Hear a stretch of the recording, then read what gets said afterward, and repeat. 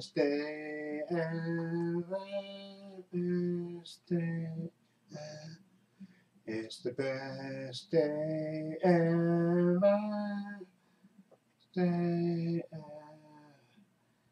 It's the best day ever. Hi, this is Trepacer. Welcome to Trepacer Saturday Reviews. I'm sorry doing this a little bit later. It's actually technically Sunday. But as I promised in my vlog that I did yesterday morning, I went to see Jurassic World in 3D. And also, when I got back, I reviewed a movie. I watched the movie, the Spongebob movie, SquarePants, Sponge Out of Water. Okay, so I'm going to talk about Jurassic World, which I saw in 3D. See that? Jurassic World in 3D. And I saw it in the AMC Prime Theater, which is great. You know, it's a little bit more expensive, of course, but the theater is totally cool. The rest of all the seats go all the way back, and your feet can go all the way up. Okay, and you feel the sound coming. I think they have the speakers, you know, directly behind your ears, but you could feel it literally when the dinosaurs roared and stuff. You could actually feel it and actually feel the vibrations. I think they had speakers behind the rows, each row, so you could actually feel it. It was just a fantastic experience. AMC Prime. I'm gonna go there more. This is the second time I've been there, and it was just fantastic to see it in Jurassic World in 3D. Anyway, Jurassic World takes place 22 years after the original, movie. Okay, and now they have, you know, it's called Jurassic World. It's sort of like Disney World in a way. They have themes where they have people come and they get to visit dinosaurs and do all kind of activities with the dinosaurs. And of course, now if you see the trailer, they're trying to come up with more different ways to, I guess, thrill and bring the crowds in, and of course get investors and stuff. So they actually come up with a new type of dinosaur to, build as an attraction, so they can, get more visitors and stuff and keep the park fresh. But actually, the dinosaur has presented some problems because he's actually been raised by itself. And actually, have you seen the trailer? It tells you it was actually raised with a sibling, which it ate. Okay, and it's very secretive, and it's actually a new dinosaur that they actually created through scientific means. Okay, and the person who runs the park basically is Bryce Dallas Howard's character of Claire, and of course she is running the park, and she's showing her boss that, listen, we have this new dinosaur, but we have some kind of issues with it because it's not behaving in a normal way. Before you can try to even have an attraction like this, you're going to have to kind of see if you can tame it. And into that, of course, comes Chris Pratt's character, who plays Owen. He's like a special ex-army guy, I think, and he's been hired, and he's actually working with the raptors. They even show you him how he's trained the raptors how to behave, and you see he's built up a relationship with them, and he works with Omar Sy's character of Barry, and they train these raptors to act a certain way.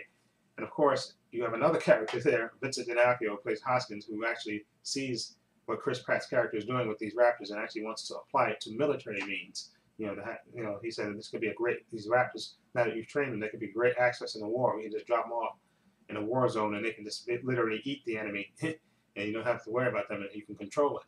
And of course, Chris Pratt's character doesn't want anything to do with that.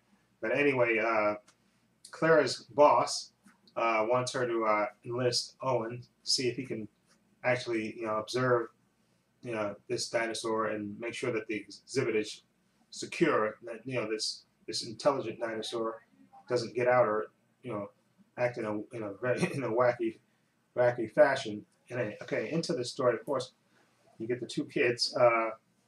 They're actually the nephews of Claire. Okay, their parents are getting divorced, and they actually send their kids to because they know their Aunt Claire is working in control of the park. They want them to go and have a good time before they break the news of their divorce.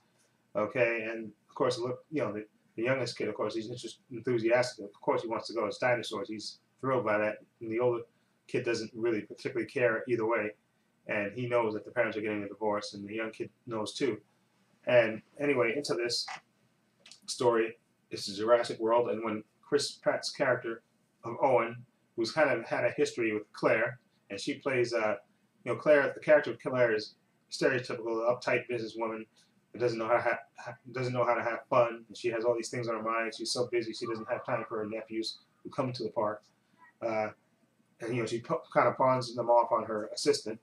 Okay, and like I said, and guess you see in the trailer, chaos ensues with these dinosaurs being, well, not just dinosaurs, but the one particular dinosaur who's never been out of his cage actually escapes. Okay, and they have to basically track it down and try to evacuate the park, and before the craziness starts. Now, like I said, this story is it's totally predictable. I mean, it has totally predictable characters as well. Like I said, Chris Pratt's character of Owen is your typical alpha male who's fun to be around, and of course you have the uptight businesswoman. Will and Will not get together. They have a history, and like I said, that part is totally predictable, and you can pretty much predict what's going to happen. Of course, her nephews are going to be into danger, and they're going to have to rescue them. I mean, the story is totally predictable, but I still found it entertaining, and again, that's mostly because I think Chris Pratt's screen presence. He has a charisma about him, and I also like the two actors who played the two nephews. They weren't brats and weren't annoying. Okay, and I did like Bryce Dallas Howard's character of Claire. She did go through a journey from being this uptight businesswoman to I did care about her character. I thought her character even though it's totally predictable, and you pretty much you get the certain types in the beginning of the movie, and of course the bad guys are who you think they are. When you see the movie, you know what I'm talking about. I say you know who the bad guys are when you see them. You can pretty much predict who they are, and be spot on. If you've seen any movie or any Jurassic Park movie, pretty much you can pretty much figure that out. But I still found it entertaining, and I loved the new dinosaur they created. And every time he showed up on screen, and anytime you saw any dinosaur, I loved the effects for that. And I thought the dinosaur fights were great as well. And I loved the scenes with Chris Pratt's character and the raptors and stuff. I thought that was fantastic, and I loved the climax of the film as well. And I thought that was total badass the way that happened. So anyway, like I said, the movie is totally predictable, but I still found it entertaining. And would I like to see a sequel? Definitely. Okay. I still found the movie entertaining, so I'm gonna give Jurassic World a 7.5. Okay. And now to move on to the SpongeBob movie, Sponge Out of Water. Okay. If you've seen this television show, for those who haven't seen it, you have SpongeBob SquarePants, who works as a fry cook at the Krusty Krab, as a restaurant where he cooks these Krabby Patties. Okay, and he works for Mr. Krabs. Okay, his best friend is Patrick, right there, and he also works with Squidward right there, the octopus right there, and Sandy Cheeks is his best friend, one of his best friends, who teaches him karate. And you also have a character named Plankton, who's a plankton, literally, who's always trying to steal the formula for the Krabby Patty from Mr. Krabs, his competitor. And Plankton his business is the Chum Bucket, which is directly across the street from the Krusty Krab. And he's always trying to steal the formula, and inevitably he always fails. Okay, and this time, though, when he comes to steal it, it actually disappears, and they actually think he took it away, which when in actuality he didn't take it away. And but people, of course, think that he did, and of course SpongeBob knows that he didn't steal it. Okay, which leads them to an adventure by themselves. Okay, I don't want to spoil too much of this, but they go off on their own adventure, looking and they try to find who actually did take the Krusty Krab formula for the Krabby Patty. Okay, which became Bob's kind of descends into madness once the Krabby Patty formula disappears. It kind of descends into madness, but SpongeBob comes back with Plankton, and basically he can smell actually where the Krusty Krab, the Krabby Patty is being made, and actually leads them to the surface world to look for the thief who really stole the formula, which is a character played by Antonio Banderas, who plays Burger Bob, I think, right? Not Burger Bob. I think it's what is it called? Yeah, Burger Beard. No, Burger Beard. That's it. I would say Blue Beard, but it's Burger Beard, who's the actual thief. And this movie, I liked it enough. I saw this the 3D. 3D was pretty good, and I liked the sequences when they actually came above water. Okay, and there's an explanation for that, which I don't want to spoil. You have to see that explanation to believe it. But they actually come on land to track down Burger Bob, Bluebeard. Let's say Burger Beard to find out, to get the formula back from him. And I love the live action sequence. I thought that was pretty cool too when they got on land and stuff, and they became the superheroes and chased down, Burger Beard. And I thought Antonio Banderas was pretty cool too. He, he was fully committed in his part. He gave it his all, and you could see it. And you can tell he was having a lot of fun. And I love the live action sequences. I thought those were the highlight of the movie for me. Okay, and like I say, if you like the characters when you see the TV show, the characters act like themselves and they don't act, any different, and they're entertaining and stuff to me. And it was entertaining. Nothing spectacular, nothing you haven't seen before, but it was entertaining. Okay, I'm gonna give it the SpongeBob movie, Sponge Out of Water, a 7 out of 10. Entertaining for what it is. Like I said, if you're a big fan of the TV show, you get exactly that. And except, like I said, the live action sequences, the 3D was great, and the live action sequences, I think, were the highlight of the movie for me when they came on land and interacted with the humans and actually became superheroes. I thought that was the best parts of the movie.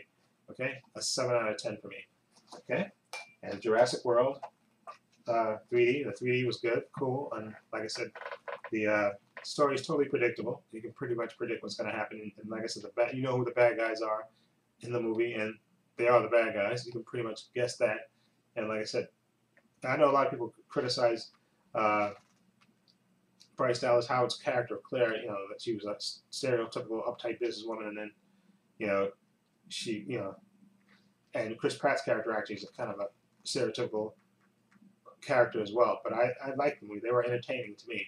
They kind of made the movie, and plus the dinosaurs were cool, and I liked the two kids that played the nephews. They weren't brats and nothing. And also Judy Greer is like the mother who sends the kids off. I think she was good in her little limited screen time, okay, as well. And will I definitely want to see another Jurassic World? Most assuredly. I definitely wouldn't mind revisiting it again. Okay, so 7.5, and I definitely highly recommend you go see it. Okay, it was entertaining, even though it's totally predictable. It was totally entertaining, and I loved the new dinosaur they came up with, and I loved the climax of the film. I thought that was totally cool what happened in that, which I don't want to spoil. Anyway, let me know what you think of those two movies. Feel free to leave comments down below. This is Trepacer saying so long and take care.